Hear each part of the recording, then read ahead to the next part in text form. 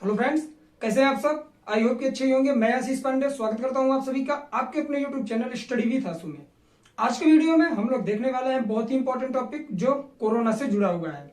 इस वीडियो के माध्यम से हम लोग ये चीजें देखने वाले हैं कि वर्ल्ड मीडिया जो है, विश्व की जो मीडिया है, वो भारत के कोरोना को किस परिप्रेक्ष्य में देखती है और उन सबका वक्तव्य क्या है, भारत के प्रति कौन सी कंट्री का कितना रुझान है या फिर वो क्या थिंकिंग रखती है, सारी चीजें अर्थात कि इंटरनेशनल रिलेशनशिप से रिलेटेड सारी चीजें आप लोगों को इस वीडियो के माध्यम से मिलने वाली है। विश्व के जो प्रमुख देश हैं, उनके जो प्रमुख अखबार या फिर मैगजीन्स हैं, उन सब में कोरोना के बारे में कुछ बातें कही गई हैं, कुछ सही हैं, कुछ गलत हैं। सारी चीजों का हम लोग विस्तृत तौर पर अध्ययन करने वाले हैं। तो अगर आप लोग स्टेट पीसीएस और यूपीएससी की प्रिपरेशन कर रहे हैं तो आप सभी का स्वागत है। चलिए बिना किसी देरी के वीडियो की शुरुआत करते हैं। देखेंगे हम लोग टॉपिक का नाम क्या है, world media on India's corona. क्या world media on India's corona, मतलब इंडिया में जो कोरोना फैल रहा है इस पर वर्ल्ड मीडिया क्या वक्तव्य दे रही है, उसका बात वो कौन सी बातें रख रही है या कौन सी कमियां बता रही है और भारतीय गवर्नमेंट को किस तरह से वह देख रही है। ठीक, अगर हम लोग बात करें कि कोरोना की प्रेजेंट टाइम में कंडीशन क्या है, तो इंडिया की हालत बहुत ज्यादा बुरी हो चुकी है। यहां पर वैक्सीन का जो कार्य था सही तरीके से नहीं हो पाया है। अब जिस तरह से जोर पकड़ा है वैक्सीनेशन इंडिया में, अगर पहले से ही यहां ध्यान दिया गया होता तो शायद यह कंडीशन नहीं हो सकती थी। अगर बात करें अस्पतालों की, तो अस्पतालों में पेशेंट एडमिट नहीं हो पा रहे हैं, इस वजह से बहुत ज्यादा मृत्यु हो रही है।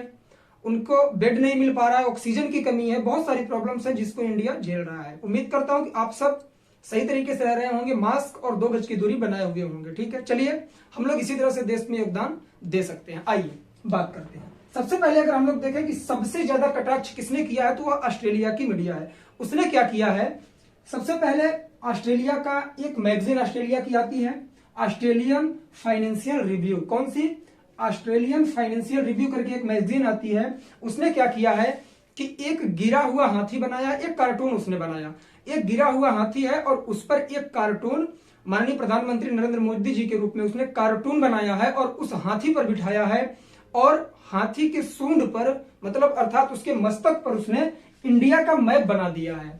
मतलब कि हाथी गिरा हुआ है और उस पर एक राजनेता बैठा हुआ है जो कि प्रधानमंत्री मोदी जी को यह प्रतिबिंबित कर रहा है। ठीक, और उसके नीचे इसने लिखा क्या है, डेथ राइड्स अ पेल एलिफेंट, मतलब कि मृत्यु एक गिरे हुए हाथी की सवारी कर रही है। अर्थात कोरोना बुरी तरह से देश में फैला हुआ है, हाथी अर्थात देश इंडिया का मैप उसने बना रखा है। मतलब कि इंडिया कोरोना से बहुत तेज परेशान है और जो हमारे प्रधानमंत्री जी हैं वो राजनीतिक रैलियां कर रहे हैं और ज्यादा से ज्यादा पॉलिटिक्स में ध्यान दे रहे हैं, इस पर ध्यान नहीं दे रहे हैं। ये वक्तव्य किसने दिया है कार्टून के रूप में? ऑस्ट्रेलिया की ऑस्ट्रेलियन फाइनेंशियल रिव्यू। ये नाम याद रखेंगे, ये प्रश्न बन सकता है। अगर उसके बाद हम लोग बात करेंगे ऑस्ट्रेलिया का ऑफिशियल जो वेबसाइट है या फिर ऑफिशियल जो ट्विटर हैंडल है, उसने क्या पोस्ट किया है, अतिराष्ट्रवाद अधिकारियों की नाकामी, प्रधानमंत्री मोदी को पसंद करने वाली भीड़, इन सबकी वजह से कोरोना फैल रहा है। मतलब अतिराष्ट्रवादी अधिकारियों की नाकामी, वो ऑफिसर्स जो कोरोना काल में उसको सही करने के लिए लगाए गए थे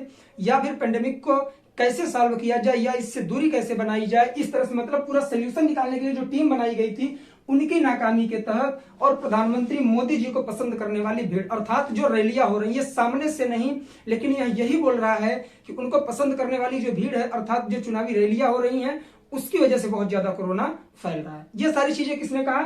ऑस्ट्रेलियन मीडिया ने कहा। और सबसे बड़ी बात जो विवादास्पद उसने लिखी, उसने क्या लिखा कि भारतीय पीएम इनकी वजह से, भारत पीएम की वजह से सर्वनाश की तरफ बढ़ा। अर्थात प्रधानमंत्री नरेंद्र मोदी जी को उसने टारगेट किया और उसने ये कहा कि इनकी कमियां, इनका नजरअंदाज और इनका सही तरीके से ध्यान न देना, सही से प्लानिंग न करना, इस वजह से जो इंडिया है वो सर्वनाश की ओर बढ़ रहा है। तो ये बहुत बड़ा कटाक्ष था। इस पर इंडियन एम्बेसी ने भी अपना एक्शन लिया और ऑस्ट्रेलिया में जो भारतीय हाई कमीशन कैनबरा में बनाया गया है, उसने एक शुद्धि पत्र लिखा। किसके लिए? वहां की जो मीडिया है उसके लिए शुद्धि पत्र लिखा और इन सारी बातों को इंडियन एम्बेसी ने तथ्यहीन और आधारहीन बताया कि ऐसा कुछ नहीं है, आप हमारी छवि को धूमिल करना चाहते हैं वर्ल्ड लेवल पर। अगर हम लोग बात करें, इंडिया वैक्सीन का हब बोला जाता था, कई सारे कंट्रीज ने इसने वैक्सीन की सप्लाई की और इंडिया की एक बुरी कंडीशन हो गई है। तो इन सब पर भी ऑस्ट्रेलिया का यह कहना है कि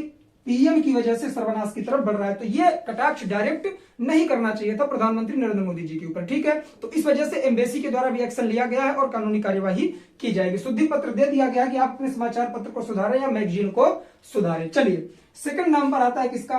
यूएसए की एक टाइम मैगजीन है, ये बहुत बड़ी मैगजीन है, वर्ल्ड लेवल पर अपनी छवि रखती है। इसके अगर बात करें, इस पर अगर किसी की भी फोटो आ जाती है तो वो बहुत बड़ी बात होती है। इसने क्या लिखा है, अमीरों को अपनी पहुंच से हॉस्पिटल मिले, पीएम मोदी की नाकामी से कोरोना घातक। अर्थात इन्होंने नजरअंदाज किया और इनकी जो प्लानिंग थी कोरोना को लेकर, कोरोना पेंडेमिक को हटाने के लिए, वो नाकाम होती सिद्ध दिख रही है। अर्थात ये उस पर ध्यान नहीं दे पा रहे हैं और कोरोना घातक होता जा रहा है। अस्पतालों में केवल अमीरों की पहुंच हो पा रही है, बस गरीब जनता को या आम जनता को हॉस्पिटल्स में बेड तक नहीं मिल पा रहा। यह बात किसने कहा है, टाइम मैगजीन ने कहा, यूएसए की। अगर बात करें यूएसए का ही एक स्टैंडर्ड न्यूज़पेपर है जिसका नाम है द वॉशिंगटन पोस्ट। इसने क्या पोस्ट किया, हजारों लोग मैच देखने गए, कुंभ में लाखों की भीड़ हुई, चुनावी रैलियां हुई और कोरोना घातक हुआ। ये सब उन्होंने अपने इंग्लिश वर्जन में लिखा था, मैंने सारा हिंदी में ट्रांसलेट करके लिखा है। सारी चीजें अगर मैं इंग्लिश में देता आप लोग समझ नहीं पाते, इस वजह से मैंने कोशिश की कि इसका ट्रांसलेशन करके मैं आप लोगों को सही तरीके से समझाने का प्रयास करूं। हजारों लोग मैच देखने आए, ये किसे टारगेट कर रहा है, आईपीएल को। आप सबको पता होगा आईपीएल का सीजन चल रहा है, मैचेस पर डे हो रहे हैं। भले ही इस समय दर्शकों को रोक दिया गया है कि कोई नहीं आएगा, लेकिन स्टार्टिंग में बहुत सारे लोग मैच भी देख रहे थे। कुंभ, हरिद्वार में कुंभ लगा था, वहां पर महामंडलेश्वर की मृत्यु हुई थी कोरोना की वजह से। 56 लोगों के करीब वहां पॉजिटिव हो गए थे। चुनावी रैलियां हुई, बंगाल में चुनाव चल रहा था, वहां बहुत सारी रैलियां हुई, चुनाव हाल ही में खत्म हुआ है, इस वजह से कोरोना घातक हुआ। तो ये 3 पॉइंट जो इसने रखा, मेरे हिसाब से ये सही है, ये नहीं करना चाहिए था। ठीक, चलिए इसकी बात तो मान सकते हैं। द गार्जियन, एक द गार्जियन करके न्यूज़पेपर है, कहां का, यूनाइटेड किंगडम का, यूके का है। इसने क्या लिखा कि डोनाल्ड ट्रंप की तरह प्रधानमंत्री नरेंद्र मोदी कोरोना के बढ़ते मामले के बीच चुनावी रैलियां करते रहे। यह बात ध्यान देने वाली है। रीजन यह है कि आप सबको पता होगा जो फर्स्ट वेव आई थी किसकी, कोरोना की, तो यूएसए में इलेक्शन चल रहा था, जो बाइडेन और डोनाल्ड ट्रंप के बीच में इलेक्शन था, बहुत गहमागहमी थी उसमें। डोनाल्ड ट्रंप उस समय क्या थे, प्रेसिडेंट थे वहां के, और कोरोना वहां पर विस्फोट कर चुका था, अपने पीक पर था, फिर भी उन्होंने बहुत सारी चुनावी रैलियां की थी। इस वजह से यूएसए की जो कंडीशन थी वो बिगड़ गई थी। तो वही कटाक्ष किसने किया, द गार्जियन ने किया, किसके ऊपर, प्रधानमंत्री नरेंद्र मोदी जी पर, कि इस समय इंडिया में चुनाव किए जा रहे हैं और ये धड़ाधड़ रैलियां करते जा रहे हैं। डोनाल्ड ट्रंप की तरह इन्हें भी ध्यान नहीं है, खबर नहीं है कि देश के लोगों को कोरोना फैल रहा है या नहीं, ये सिर्फ अपने राजनीति के बारे में सोच रही है। बात किसने कहा, द गार्जियन यूके। उसके बाद बात आती है न्यूयॉर्क पोस्ट की, एक न्यूज़पेपर है, फेमस न्यूज़पेपर है न्यूयॉर्क का। इसने लिखा, दुनिया में सबसे सख्त लॉकडाउन लगाने के बावजूद, मतलब इंडिया में जो लॉकडाउन लगाया गया था वर्ल्ड में सबसे ज्यादा सख्त था, मतलब यहां कोई भी गतिविधि नहीं हो रही थी। दुनिया में सबसे सख्त लॉकडाउन लगाने के बावजूद गलत फैसले, मतलब इन्होंने जो डिसीजंस लिए वो उसके हिसाब से नहीं लिए जैसा लेना चाहिए था।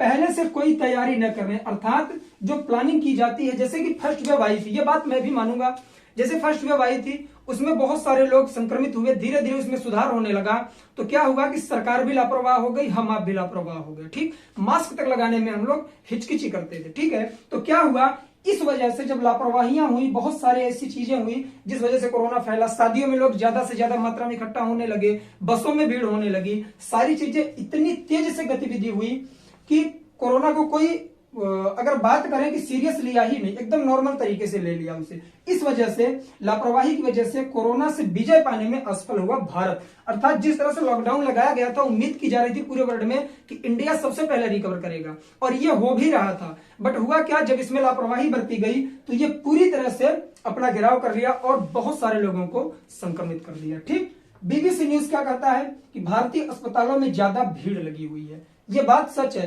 भारतीय अस्पतालों में भीड़, देखिए क्या है कि इस समय जो कंडीशन बनी हुई है, अगर आपको मलेरिया, टाइफाइड या कोई भी रोग होता है और आप हॉस्पिटल जाते हो तो वहां आपको बेड नहीं मिलेगा। क्यों? क्योंकि वहां कोरोना के पेशेंट इतने ज्यादा मात्रा में हैं कि बेड खाली ही नहीं मिला। चाहे दिल्ली की बात करें या फिर किसी अदर सिटी की बात करें, कहीं पर भी आपको ये सुविधाएं नहीं मिल पा रही हैं। जरूरी नहीं है कि जितनी मृत्यु हो रही, जितनी डेथ हो रही है, सारे कोरोना के पेशेंट हैं, मैं ये नहीं मान सकता, ये आपको भी मानना पड़ेगा। क्यों? क्योंकि किसी भी व्यक्ति को अगर कोई भी रोग होता है और वह हॉस्पिटल जाता है, उसे बेड नहीं मिलेगा तो उसकी मृत्यु हो सकती है।